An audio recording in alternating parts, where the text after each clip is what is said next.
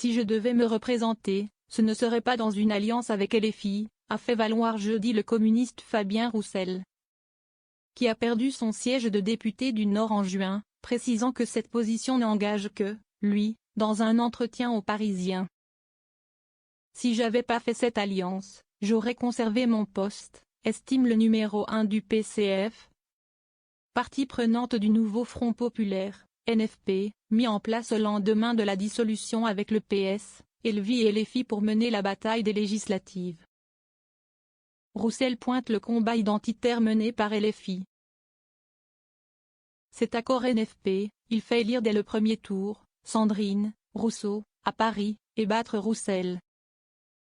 Ça doit nous interroger, poursuit le candidat malheureux à la présidentielle de 2022, selon qui l'alliance, telle qu'elle a été construite, ne permet pas de gagner. Elle permet des grands scores dans les grandes villes, mais des petits dans la ruralité et les sous-préfectures. Elle a même fait voter RN, tacle Fabien Roussel. Le secrétaire général du Parti communiste français s'est incliné en juin face à un candidat RN dès le premier tour des législatives. Dans une circonscription du Nord pourtant tenue par le PCF depuis 1962. Fabien Roussel assure en outre recevoir de nombreux témoignages lui disant « Fabien, on t'aime, mais Mélenchon, on ne veut pas ». Selon lui notamment en raison du combat identitaire mené par LFI, à la fois sésame dans les banlieues mais repoussoir dans la ruralité.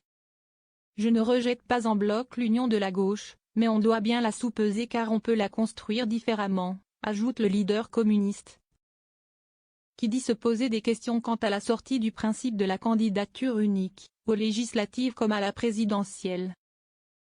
Je dis bien que je m'interroge, insiste-t-il. Ce lundi, Fabien Roussel avait demandé à Michel Barnier d'embaucher 600 000 fonctionnaires, regrettant la plus grande cure d'austérité jamais imposée.